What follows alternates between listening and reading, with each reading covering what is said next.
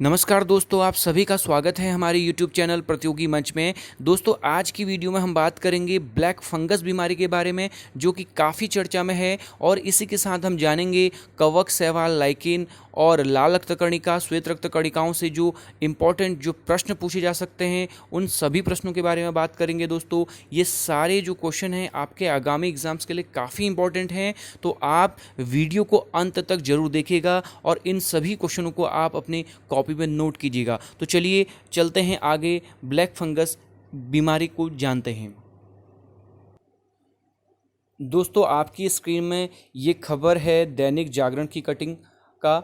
महाराष्ट्र में अब तक ब्लैक फंगस से 52 मरीजों की मौत। ठीक है, और इसका जो नया दूसरा नाम है म्यूकर माइकोसिस। ठीक है, म्यूकर माइकोसिस आपको इसका जो है दूसरा नाम है ब्लैक फंगस का। ठीक है, वहीं अगर इसका जो आप देखें दूसरी जो न्यूज है, ये अमर उजाला की कटिंग है और इसमें भी आप देख रहे होंगे जानलेवा साबित हो रहा है कोरोना के बाद ब्लैक फंगस। तो ध्यान रखेंगे, ये ब्लैक फंगस जो है, जो कोरोना जो से संक्रमित जो लोग हुए हैं, ठीक है, कोरोना से जो संक्रमित हुए हैं उसके बाद ठीक हो गए हैं, कहने का मतलब ठीक हो गए हैं, तो इन लोगों को ये ज़्यादा क्या कर रहा है, अफेक्ट कर रहा है ब्लैक फंगस। ठीक है, तो चलिए जानते हैं कि ये जो है क्या है। तो जाने से पहले हम देखते हैं कि क्या ये हमारे सिलेबस को कवर करता है, सिलेबस के अंदर आता है। तो ये आप देखेंगे यूके पीएससी की साइट से लिया गया सिलेबस है, जो कि जनरली पीसीएस के लिए है। तो इसमें आप देख रहे होंगे मानव कल्याण एवं स्वास्थ्य, इस टॉपिक के अंतर्गत ये टॉपिक कवर होता है। वहीं यूके ट्रिपल एससी की अगर हम सिलेबस की बात करें तो जो जनरल आपका करंट अफेयर है, समसामयिक घटना, उसमें स्वास्थ्य एवं परिवार कल्याण, इसके अंतर्गत जो टॉपिक आता है। तो दोस्तों, ये टॉपिक आपके लिए काफ़ी इंपॉर्टेंट हो जाता है। तो जानते हैं ब्लैक फंगस को अच्छे से। चलिए, तो यहाँ पर आप देख रहे होंगे फंगस को। सबसे पहले आप देखेंगे फंगस क्या है। फंगस एक प्रकार का फफूद, इसको हम फफूद भी बोलते हैं। ठीक है, या इसका दूसरा नाम आप देखें कवक। तो ये पहला जो इंपॉर्टेंट फैक्ट है जो आपके एग्जाम के लिए, वो ये है कि कवकों का जो अध्ययन है वो क्या कहलाता है। तो कवकों का जो अध्ययन कहलाता है वो कहलाता है माइकोलॉजी। वो कहलाता है क्या, माइकोलॉजी। और आपको दूसरा ये चीज़ याद रखना है कि यीस्ट जो है, ठीक है, और दूसरा जो है कुकुरमुत्ता, ये आपके एग्जाम्पल हैं किसके, ये एग्जाम्पल हैं फंगस के। तो ध्यान रखेंगे यीस्ट, अगर मैं बात करूँ यीस्ट की, तो आप लोगों ने देखा होगा जो हम लोग ब्रेड खाते हैं, ठीक है, तो उनमें जो ब्रेड में जो फुलाव आता है, तो वो फुलाव जो आता है, स्पंजी जो बनते हैं, वो इसी ईस्ट के कारण बनते हैं। किसके कारण, ये इस ईस्ट के कारण। ठीक है, तो चलिए चलते हैं, बात करते हैं ब्लैक फंगस की। ठीक, तो ब्लैक फंगस जो है एक प्रकार का फंगल इन्फेक्शन है, यानी कि कवक जनित ये रोग है। कैसा रोग है, कवक जनित रोग है। और ये कैसे हो रहा है कि जो कोरोना संक्रमित से ठीक हो गए हैं उनको ही प्रभावित कर रहा है। और ये कैसे प्रभावित कर रहा है, इसको जानते हैं। हमारे शरीर में, हमारा जो शरीर है, वायुमंडल के आसपास जो तमाम आपके कवक और जो बैक्टीरिया वगैरह हैं, ठीक है, इनसे लड़ता है हमारा शरीर। और वो जो शरीर हमारा लड़ता है, उसको रोग जो प्रतिरोधक जो क्षमता दी जाती है, वो दी जाती है किसके द्वारा, वो दी जाती है डब्ल्यूबीसी के द्वारा। ठीक है, वाइट ब्लड सेल के द्वारा दी जाती है। तो यहाँ हो क्या रहा है, यहाँ जो कोरोना के कारण जो लोग हैं जो संक्रमित हुए थे कोरोना से, ठीक है, वो या तो एंटीबायोटिक दवाई खा रहे हैं, ठीक है, या तो वो एंटीबायोटिक दवाई ले रहे हैं, ठीक, क्योंकि वो कोई रेयर डिजीज से ग्रसित हैं, ठीक, या जो स्टेरॉइड है इसका इस्तेमाल कर रहे हैं, ठीक है, दवा के रूप में। तो ये सबसे क्या हो रहा है कि उनकी जो रोग प्रतिरोधक क्षमता है वो कम हो जा रही है। और ये कैसे कम हो रही है, ये जो डब्ल्यूबीसी की एक कोशिका है, न्यूट्रोफिल एक कोशिका है डब्ल्यूबीसी की, ठीक है, तो ये न्यूट्रोफिल क्या हो रहा है, ये कम हो जा रहा है। तो कहने का मतलब ये है कि डब्ल्यूबीसी का कम होना ये जिम्मेवार है ये फंगस को फैलाने के लिए। तो ध्यान रखेंगे,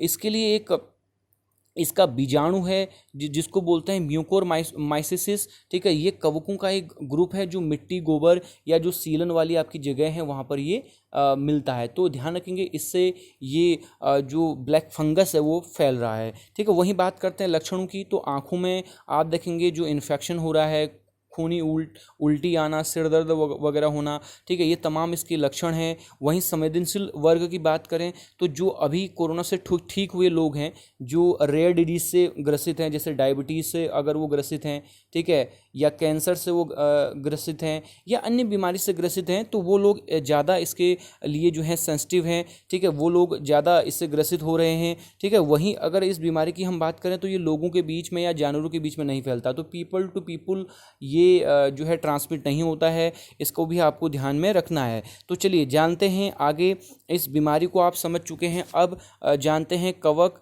शैवाल, लाइकेन के बारे में। तो कवक दोस्तों, कवक इसको बोलते हैं फंजाई।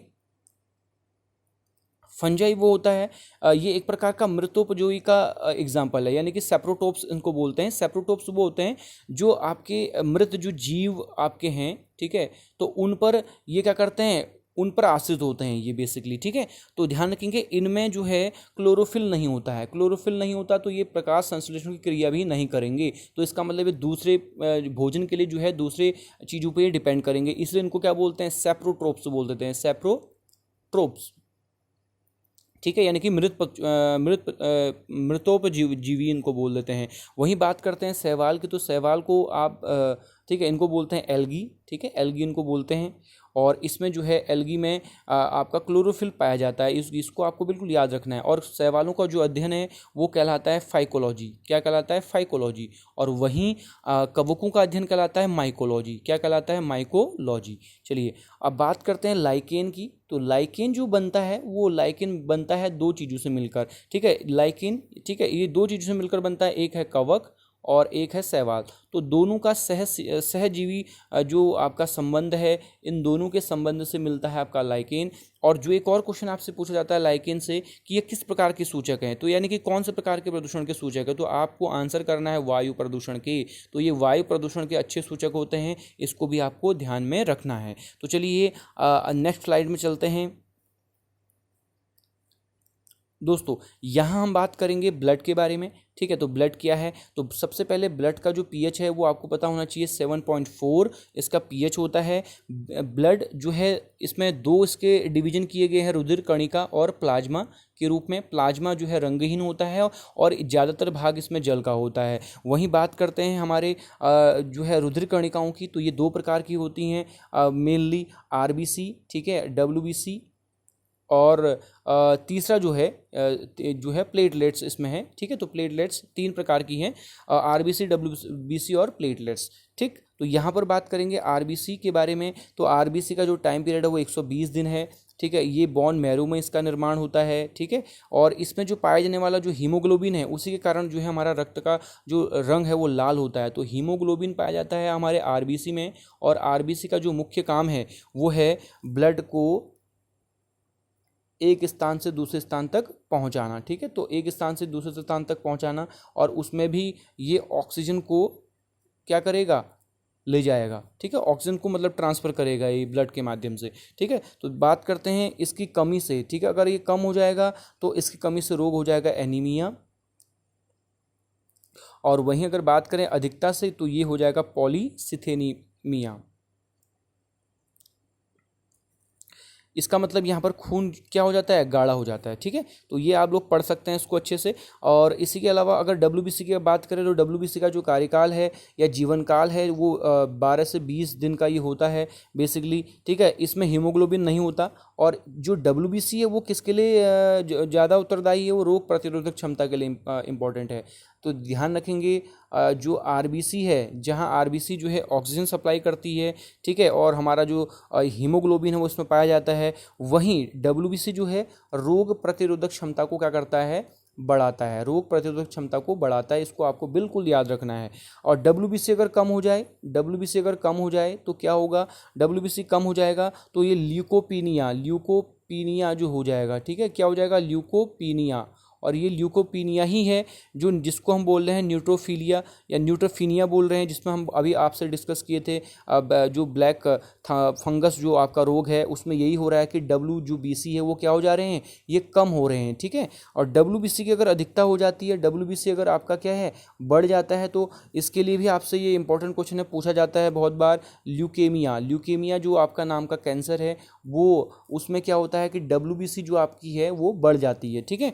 तो ये आपका ओवरऑल रहा आज का टॉपिक। और इसमें प्लेटलेट्स को भी आप देख लीजिए। प्लेटलेट्स में आप देखेंगे, आपने ज़्यादातर डेंगू की बीमारी के बारे में पढ़ा होगा कि प्लेटलेट्स जो है हमारी वो गिर जाती हैं, कम हो जाती हैं। तो प्लेटलेट्स का अपना एक महत्वपूर्ण योगदान रहता है। ये चोट लगने पर ब्लीडिंग को रोकता है, चाहे वो इंटरनल ब्लीडिंग हो या बॉडी के बाहर ब्लीडिंग हो, ठीक है। अगर इनकी संख्या प्लेटलेट्स की अगर गिर जाएगी तो कहीं ना कहीं ये जो ब्लीडिंग है वो होनी शुरू हो जाती है। तो ध्यान रखेंगे प्लेटलेट्स, ठीक है। डेंगू चिकनगुनिया इनसे संबंधित प्लेटलेट्स हम सुनते हैं अक्सर आप अपने न्यूज़ में। तो ये टोटल ओवरऑल रहा ब्लैक फंगस और शैवाल कवक, लाइकेन और WBC RBC प्लेटलेट्स के बारे में। दोस्तों आप लोगों को अगर ये वीडियो पसंद आई हो तो आप वीडियो को लाइक कीजिए, हमारे चैनल को सब्सक्राइब कीजिए और इस वीडियो को ज़्यादा से ज़्यादा शेयर कीजिए। वीडियो देखने के लिए आप सभी लोगों का बहुत बहुत धन्यवाद, शुक्रिया, थैंक यू।